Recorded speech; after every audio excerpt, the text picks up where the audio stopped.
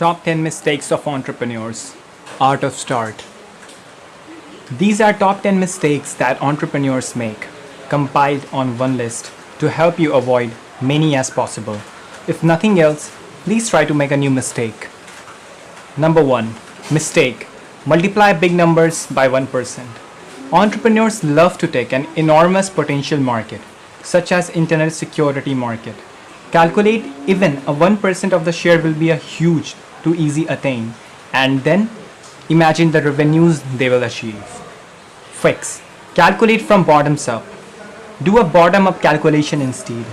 You will see how hard it is attain even 1% market share when you start for zero.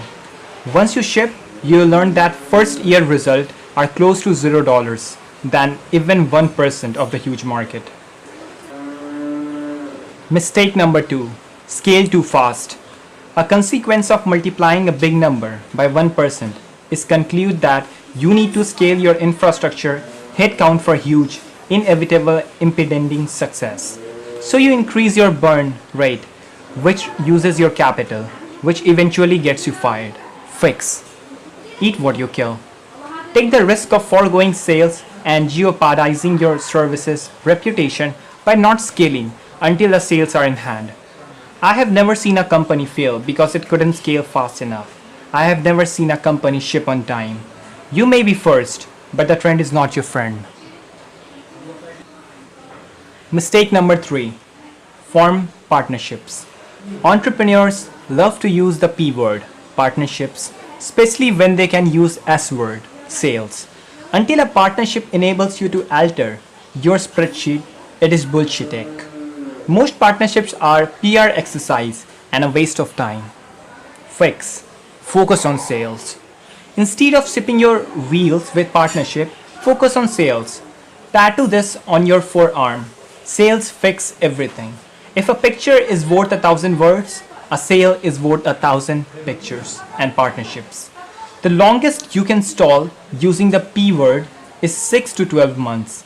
Then you will hear the F word, fired. Mistake number 4. Focus on fundraising.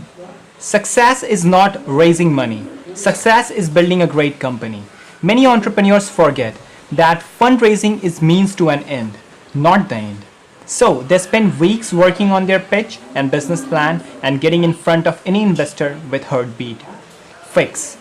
Focus on prototyping. Building a prototype is most important goal in early days of your startup. A prototype enables you to get real-world feedback, heaven forward, sales, bootstrap, borrow, and crowdfund what you need to survive and pour your energy into building a product.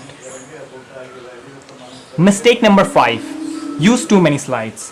When you do have a pitch, don't use 50 to 60 slides. I know that you know in principle that less is more, but you will tend to think you are the exception to this rule. You are not. If you need 50 slides to pitch your idea is flawed. Fix. Obey the 10-20-30 rule. The optimal number of slides is 10. You should be able to give your presentation in 20 minutes and the ideal font size is 30 points. Even better, try to get away from slides and do a demo, which is another reason you need a prototype. Mistake number 6. Proceed serially. Entrepreneurs try to do things in serial manner. Raise money, then hire people, then create a product, then close deals, and then raise more money. They want to do one thing at a time and do it well. This is not how startups work.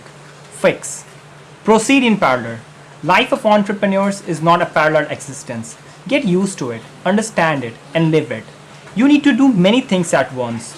Good enough is good enough. You don't have enough time to do things one at a time. Mistake number 7. Retain mathematical control. Founders love to retain control, so they try to maximize valuation and sell as little stocks as possible. They think that as long as they can control at least 50% of the votes, they run the company. Fix. Make a bigger pie.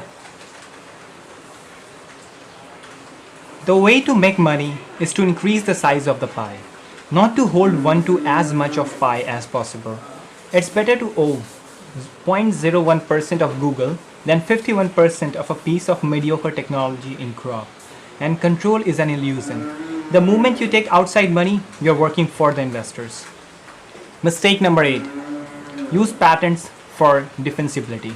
Entrepreneurs read story about how to patent infringers lose multi-million dollar lawsuit, and they think that this means patent can protect their intellectual property.